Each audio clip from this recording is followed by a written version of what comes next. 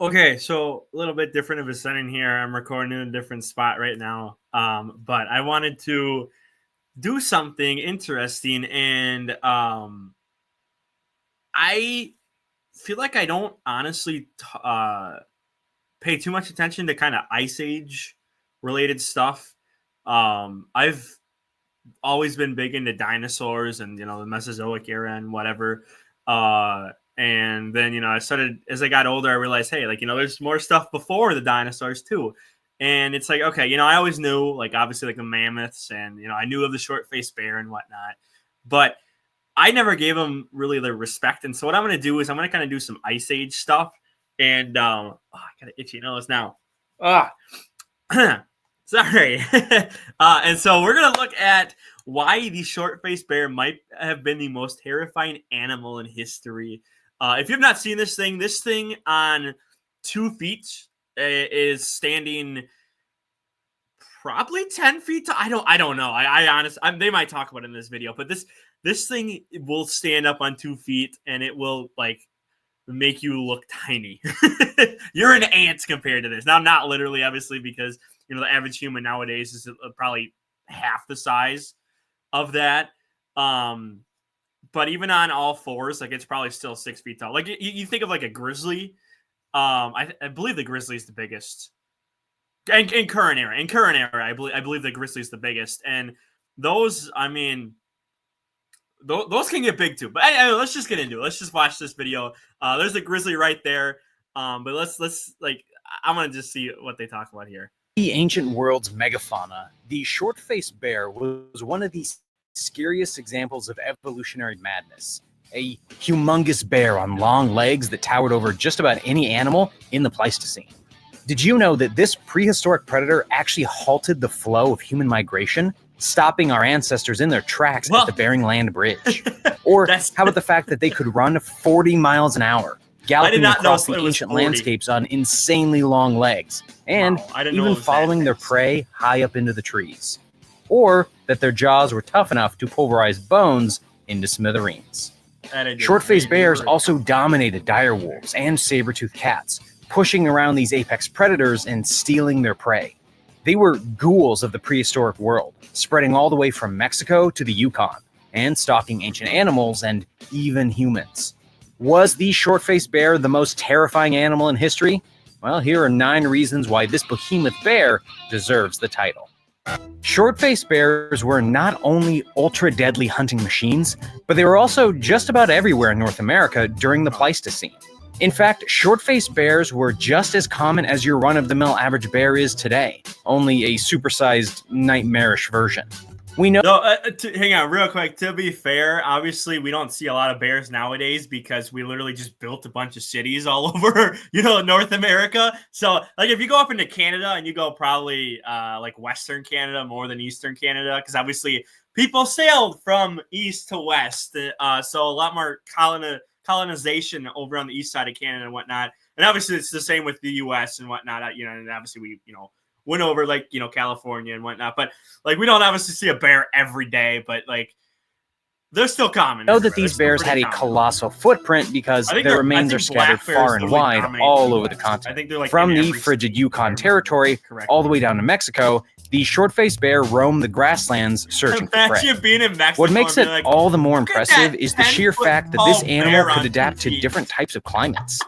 Like many big predators of the time, climate change is what most likely did this big beast in. Short-faced bears needed dozens of pounds of meat per day to survive. But when the herbivores that made up their preferred food source dried up, the short-faced bears followed suit. But before they kicked the bucket, they rubbed shoulders with our ancestors. Unlike the giant dinosaurs that preceded them, short-faced bears overlapped with the first ancient people. The Clovis people of North America were especially acquainted with this big beast, and the two sets of predators would often squabble, killing each other over food or territory. One famous bloodbath happened in Lubbock Lake, Texas, where the Clovis people slaughtered short-faced bears, possibly for food or simply to get rid of the competition. Since short-faced bears went extinct only 11,000 years ago, their interaction with humans was significant. Excavations indicated that the short-faced bear and Clovis people lived in close proximity to one another for many years. Although short-faced bears don't show up a lot in early art, like woolly mammoths and saber-toothed cats, there is every reason to believe that these huge bears had a significant impact on early human life. They also consumed plenty of the Clovis people's food sources and would have been part predator, part pest for our ancient ancestors, as our number 7 pick illustrates. Short-faced bears weren't exactly known for having small appetites. In fact, these voracious carnivores loved to eat as much meat as they could force into their bodies, often chowing down on up to 40 pounds of meat per day to 40 survive. pounds a day. While the dinosaurs before them certainly ate a lot more protein-packed animal flesh, 40 pounds of meat per day isn't something to scoff at. It's the equivalent weight of a small sheep per bear every single day. The short-faced bear evolved to fine-tune its hunting skills to match its unquenchable taste for meat. The insatiable creature had protuberant eyes that were well equipped to see far off into the distance and spot prey. Additionally, the short-faced bear was fast and deadly, allowing it to catch up with even quick prey, and certainly giving it an advantage over larger, slower prey like mammoths.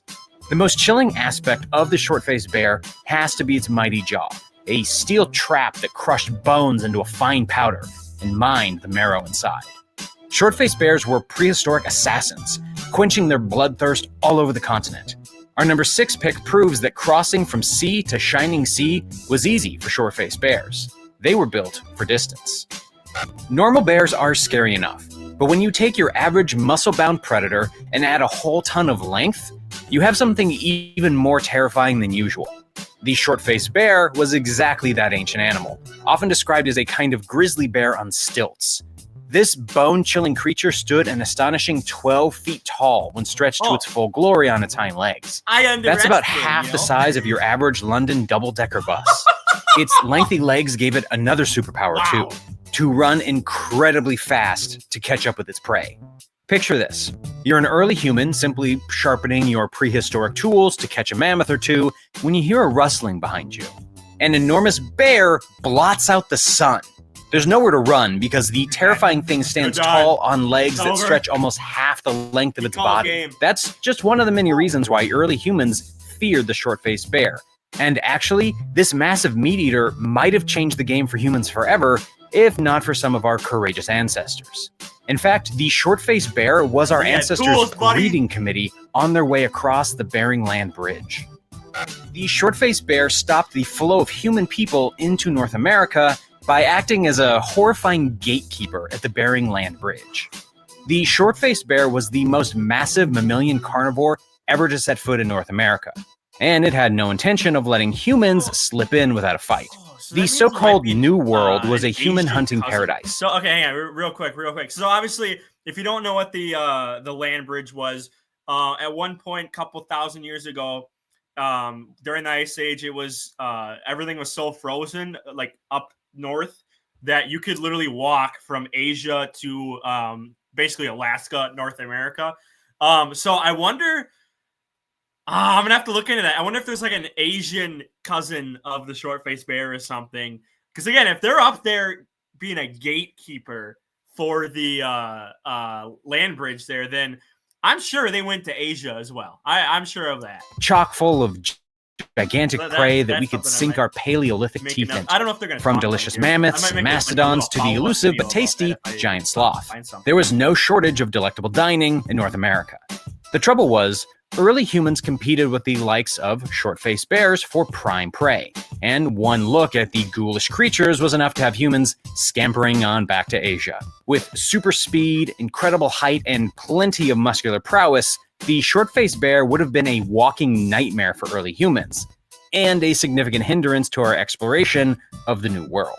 Before humans climbed to the top of the food pyramid, short-faced bears had staked out their position as apex hunters. Short-faced bears held the top spot for one simple reason. They were the largest carnivorous animals around.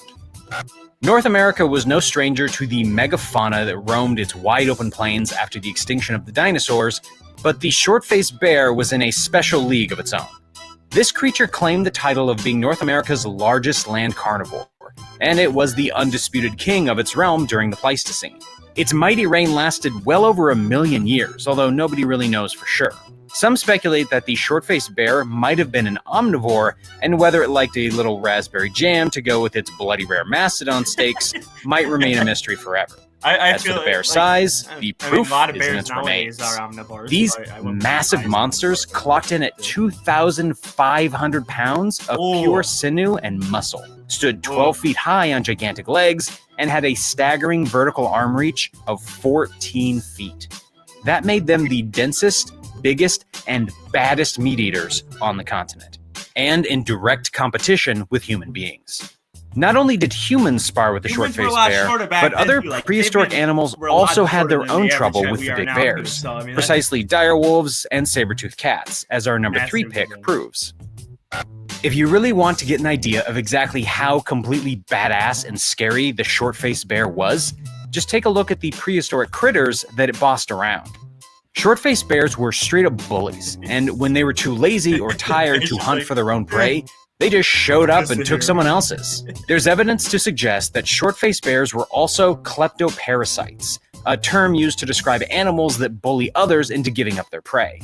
Essentially, the short-faced bear showed up at the site of a fresh kill and scared off saber-toothed cats or dire wolves with its humongous size and straight-up scary claws, jaws, and freakish legs.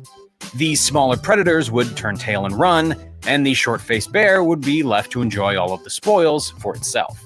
This could also explain the fierce rivalry between short-faced bears and early humans, as our Clovis people ancestors would not have taken kindly to the thieving short-faced bears. Unfortunately, where humans excelled in brain power, short-faced bears had brawn locked down. Years of evolution and their long reign gave short-faced bears a substantial advantage as apex killing machines, as our number 2 pick proves. In addition to being the most massive living bear in recorded history, the short-faced bear was also the fastest, covering vast amounts of ground on its enormous legs. This monstrous mammal could sprint quicker than any creature its size, a fantastic feat when you consider the fact that it weighed over 2,000 pounds. No other enormous land animal of the time had the speed of the short-faced bear, enabling it to be a deadly and precise hunter. Once you were in the sights of the short-faced bear, there was no escape. To dump some heavy-duty fuel on the fire, short-faced bears could climb trees. That meant that even if you got out of the grisly reach of the 12-foot bear... that thing could... Oh my god. It's scary enough knowing a grizzly bear can climb a tree. Imagine something that can stand 12 feet tall, that like if you're not going up that tree fast enough, it could be like eye level with you right away. That thing is massive, runs real fast, and you're not even safe in trees. There's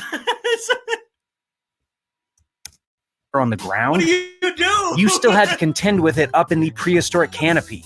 That meant, short of the depths of the deepest ocean, there was really no escape from the horrific short-faced bear.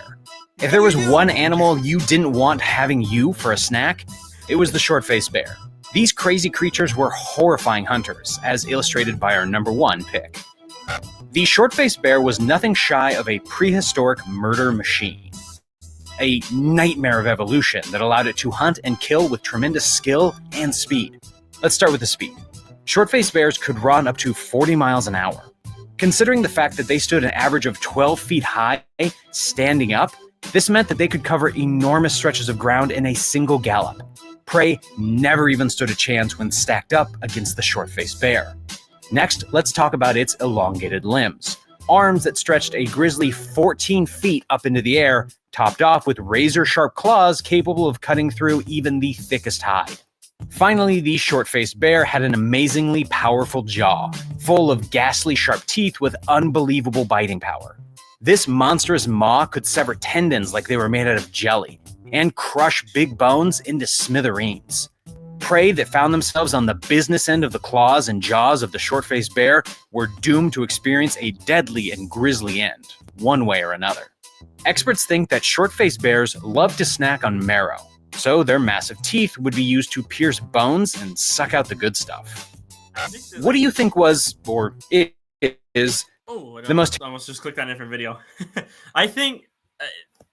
I haven't looked too much into marrow in a while. I know I did some stuff in classes, but I think there's a lot of nutrients in the marrow. So that's why a lot of apex predators will eat the bones, is I believe the marrow inside is like really like beneficial to helping uh with the animal and whatnot. So that is the short faced bear. I didn't think it could climb a tree with, again, it's 2,500 pounds. I don't know why you, well, I mean, I guess if you're, chasing a human, you would, but other than that, like, I don't know what other creatures, maybe, I guess a Smilodon or a saber-toothed tiger, Smilodon, whatever, um, probably could climb trees. It's been a while since I've looked at them too, so I'm sure they could though. I mean, it's a big cat. Like there's a lot of big cats who are jumping from trees like throughout all history. So maybe if you're going after them, a lot of prey was just like big animals. Like you didn't really have like a mammoth wasn't going to climb a tree. A bunch of stuff like wasn't really going to climb a tree. So I guess maybe if you're just going after like humans or like, again, if you're after like saber-toothed tiger for some reason, maybe. But yeah, I didn't know they could climb trees. 40 miles an hour. I didn't expect that. And then 12 feet standing up. I'm 6 foot. That's two of me. That is two of me. That's stack another me on top of me, standing up, and that's how tall that thing is. I am looking like my neck's straining. Like I'm. So, with that being said, I know it's been a while. It's been a lot going on and whatnot, and I still want 2025 to be the year that I really lock in, get back into this, and start hammering away on this channel again. I just talking to a lot of people, seeing a lot of people succeed. A lot of my friends that I've met on here are succeeding, doing really good for themselves. And it's like, okay, give me a little taste. Give me a little taste of that. I just want a little bit of that. So I have to definitely lock back in. I have to grind. We'll get back on the grind. So I'm gonna try. I'm gonna start hammering out these videos. I'm gonna start just getting stuff going. I have to get stuff in motion here. With that being said, thank you for watching. As always, a link to the video, if you don't want to hear me talk, is in the description. It's always been there for the past couple videos I've done since returning earlier, like 2 months, 3 months ago or whatever, after long hiatus. I'm always going to credit them in the description. So look for that if you want that without me talking, without me pausing the video. It's only an 11-minute video. I know we're going on 18 minutes here, but with that being said, I'm out of here. Peace.